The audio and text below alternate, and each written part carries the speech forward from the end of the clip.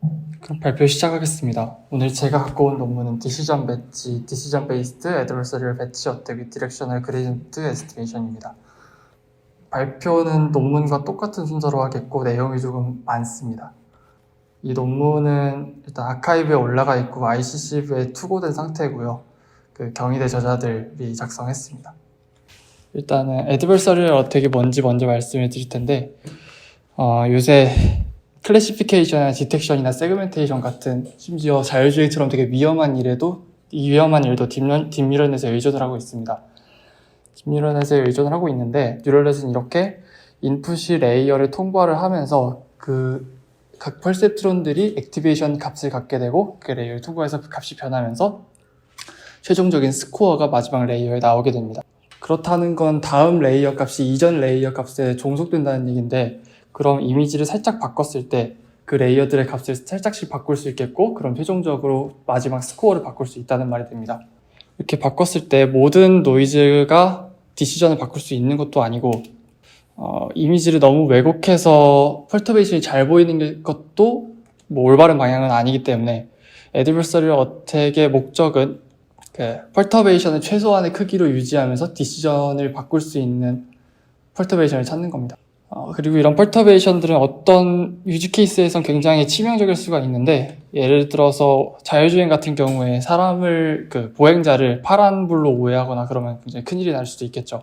그리고 이것뿐만이 아니라 디시전 바운더리를 알 수 있게 되는데, 디시전 바운더리를 알 수 있게 되면 모델을 훔치거나, 지난번에 발표한 것처럼 모델을 훔치거나 아니면 인풋을 복원해서 사생활 침해 같은 문제가 발생할 수도 있습니다. 애드버서리얼 어택을 조금만 더 자세히 말씀드리면, 인풋이 비트인 네트워크에 들어갔을 때 스코어가 바뀌게 되고, 그 스코어 중에 제일 큰 값을 가져와서 그 네트워크의 디시전으로 쓰게 되는데, 펄터베이션을 쓰게 되면 그 디시전이 바뀌게 되는 원리입니다. 그리고 이때 인풋 이미지를 오리지널 이미지라고 하고, 거기에 더해지는 펄터베이션을 애드버서리얼 펄터베이션, 그렇게 나온 애드버서리얼 이그젬플이 디시전이 바뀐 애드버서리얼 이그젬플이 됩니다. 애드버서리얼 어택이 굉장히 종류가 많은데, 애드버서리얼 타겟 네트워크의 구조를 아는지 모르는지 따라서 화이트 박스랑 블랙 박스로 나눌 수가 있고요. 그리고 블랙 박스도 스코어까지 알 수 있는지 아니면 디시전만 알 수 있는지에 따라서 스코어 베이스드와 디시전 베이스드로 나눌 수 있습니다. 그리고 여기에서는 디시전 베이스드가 제일 리얼드 시나리오에 가깝고 제일 어렵습니다. 펄터베이션이 타겟으로 하는 이미지의 범위에 따라서 하나만 어택을 하면 이미지 디펜던트고, 펄터베이션 하나로 여러 개를 어택하면 유니버설 혹은 이미지 어그노스틱 어택이라고 얘기를 합니다. 그리고 펄터베이션이 이미지를 어떤 타겟으로 바꾸고 싶은지 아닌지에 따라서, 그러니까 디시전을 바꿀 수만 있으면 되는 논 타겟티드랑 특정 클래스로 디시전을 바꿔야 되는 타겟티드 어택이 있습니다. 그래서 블랙박스 디시전 베이스드가 이런 이유로 제일 어렵고, 유니버설 어택이 이런 이유로 어렵고, 타겟티드 어택이 이래서 어렵습니다. 이 논문에서 얘기하는 거는 유니버설 어택을 디시전 베이스드에서 성공을 시켰고요. 그리고 타겟티드 어택이랑 논 타겟티드 어택을 모두 성공을 시켰는데, 랜덤 그레디언트 프리 방식을 사용을 해서 그게 잘 먹힌다는 걸 증명을 했습니다. 그리고 그렇게 했을 때 시간이 굉장히 짧게 걸리면서 화이트 박스 정도의 어택 성공률을 보였다는 게 컨트리뷰션입니다.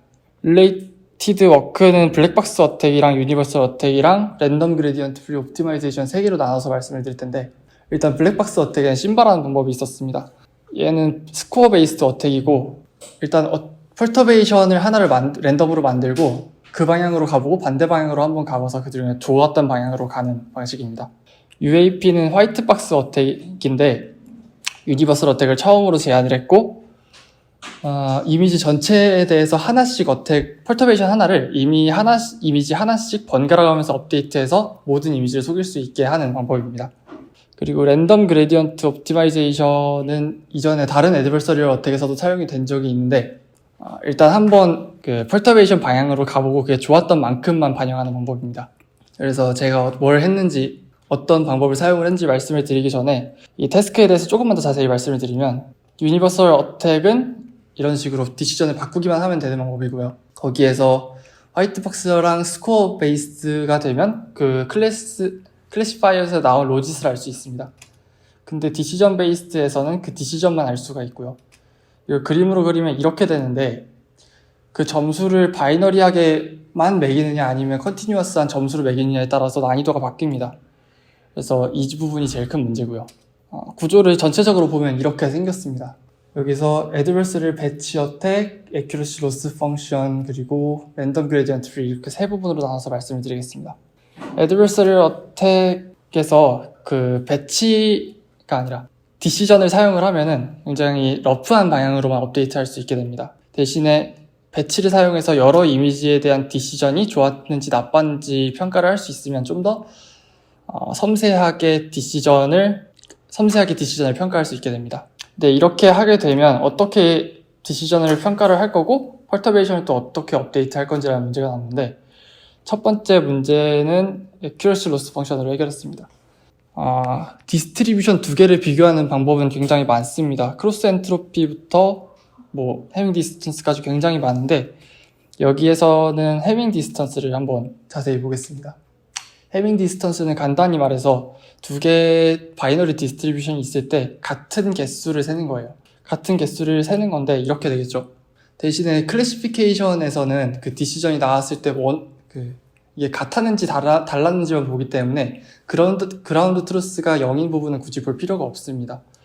그래서 이 경우에 해밍 디스턴스는 1이 되는 거예요. 그래서 이 해밍 디스턴스를 로스로 사용을 했는데, 이 식을 좀 계산할 수 있게 만들어내면 이렇게 두 부분으로 갈라지게 됩니다. 아래쪽 평면 하나, 기울어진 평면 하나가 나오는데, 얘는 맥스 펑션을 사용해서 한 줄로 미분 가능한 식으로 표현을 할 수가 있습니다.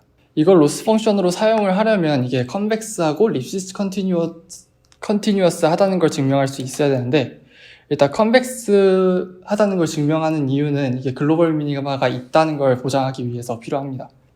저렇게 생겼는데 정의가, 일단은 로스 펑션이 컨벡스한지를 보기 위해서는 저 로스 펑션의 해시안 매트릭스를 구하고, 그게 세마이 포지티브 데피닛이면 그 펑션이 컨벡스하다는 뜻이 됩니다.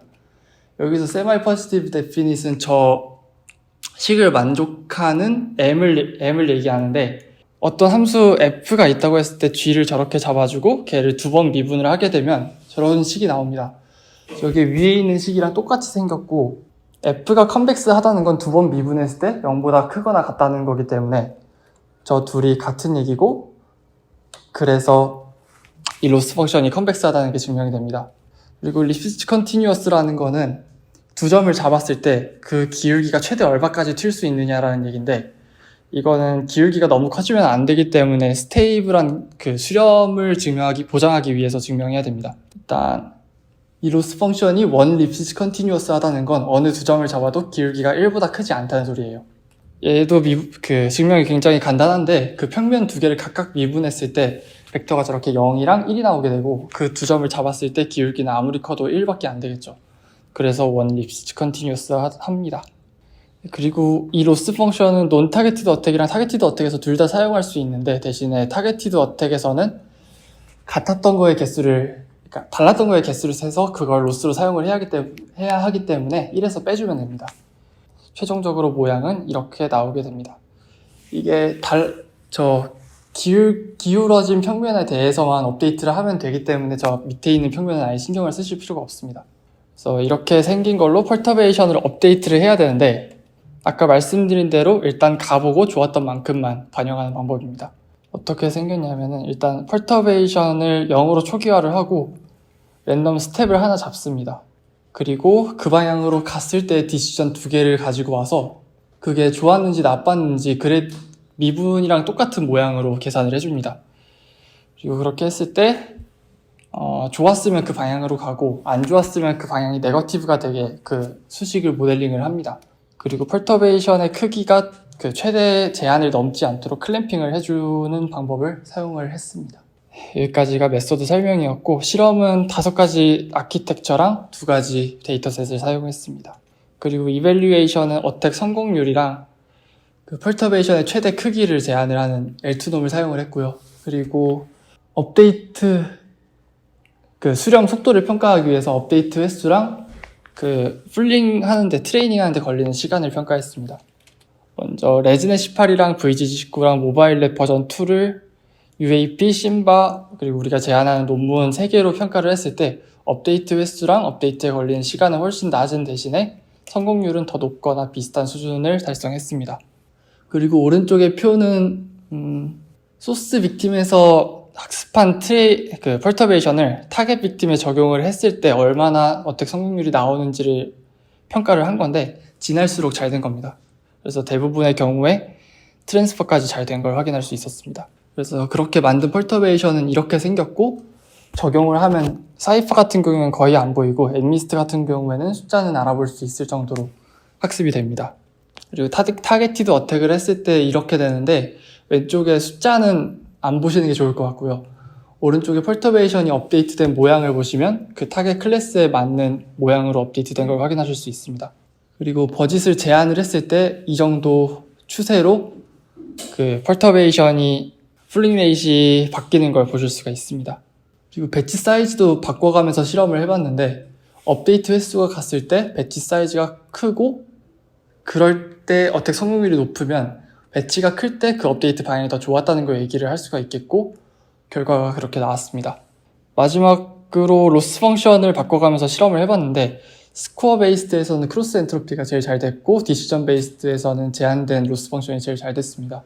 그리고 스코어 베이스드의 최고 점수보다 디시전 베이스드의 최고 점수가 더 높았습니다. 네, 여기까지 발표 마치겠습니다. 감사합니다.